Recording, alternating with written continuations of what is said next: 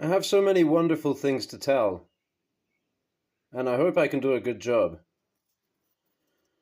And please forgive me if I repeat myself a lot. I actually junk a lot of the videos that I make because they are horrendous. And so in the end, I'm not entirely clear what I've said and what I haven't. I know I've gone on about this knife a bit, and this one somewhat.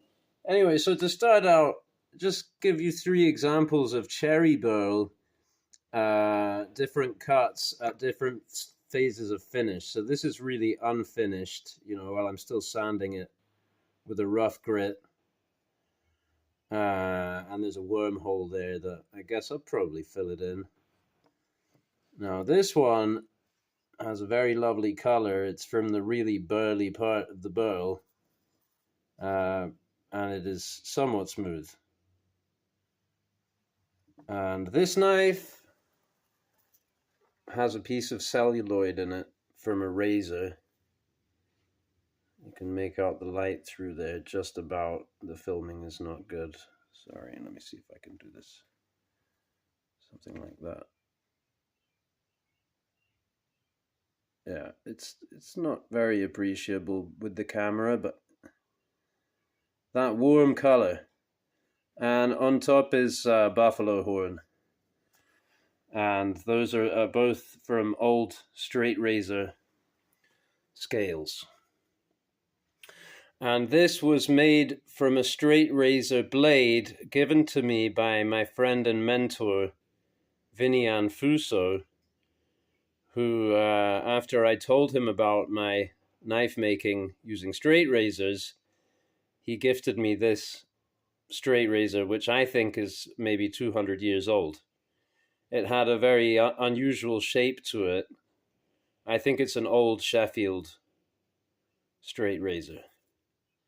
Unusual shape and a kind of an unusual grind for the most run-of-the-mill, or for what you get used to seeing. So if I say run-of-the-mill, something more like this, which had a big shoulder on it here that you can see I ground off to make that smooth transition up the back there.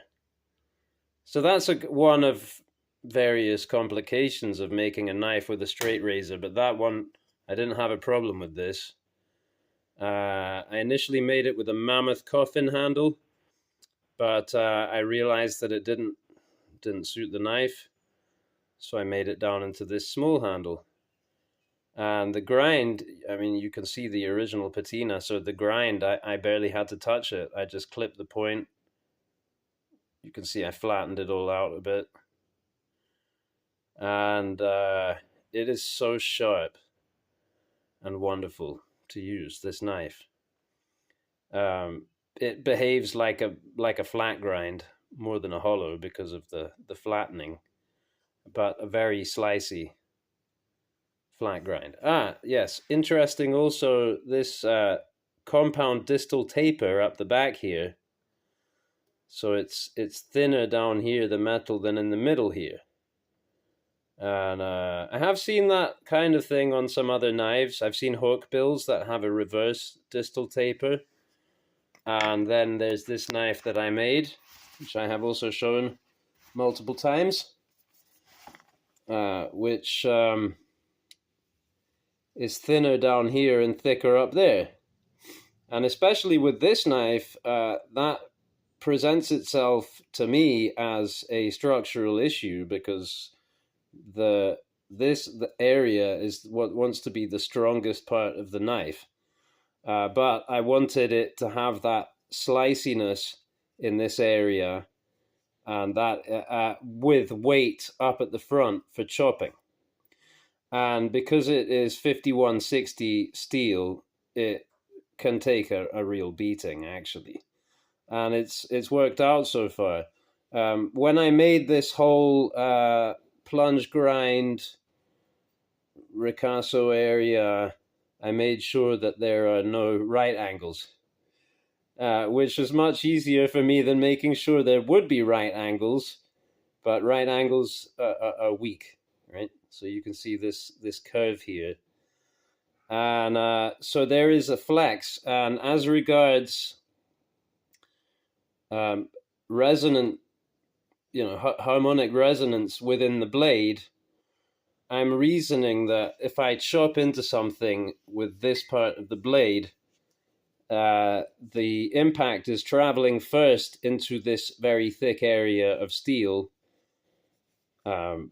which can absorb quite a lot of impact. Of course, then there is a transmission all the way down the tang, and so there is a lot of tang here to receive vibration.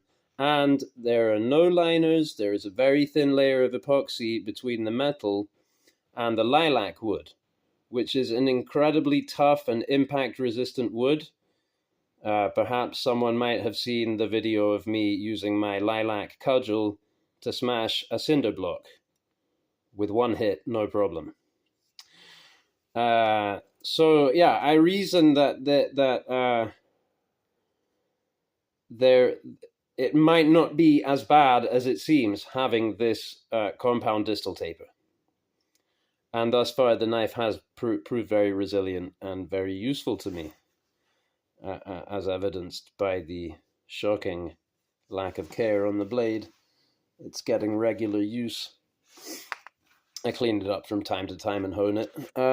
So other things I wanted to say. Oh yeah, so about that finish knife, I just wanted to say for the record that I noticed that there was this crack here in the sheath. So I cut a piece of leather welt and I'm going to glue it in there, and the knife will go in and out fine because the leather is okay. They just made it so tight that when the blade goes through that area, because of this swell on the blade, it's pretty much inevitably was going to cut through there.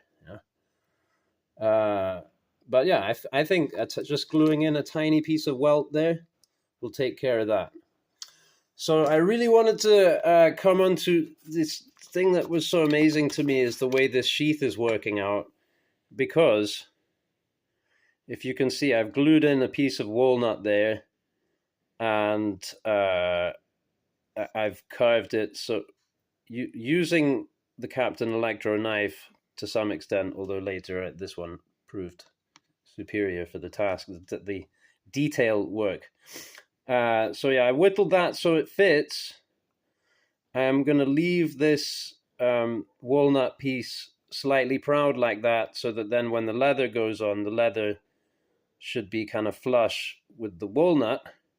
And look at this, okay? This was not planned, all right? I cut this piece of walnut out of the piece that was left over from here, and it looks like the blade is touching practically that tube. But I'm telling you, it is 3 RCHs off that tube there, and it won't touch. So, yeah. And it's nice and tight. I mean, you'll get good retention with this without the magnet. But if we add a magnet, it's going to be great retention, And it'll come out just as easily, pretty much, as pulling this. Also, I left this wide here so that you have the, right? But I can maybe I'll reshape this so that it comes in here. I don't know. We're still figuring it out, but I just thought, oh, I beg your pardon, someone's knocking at the door.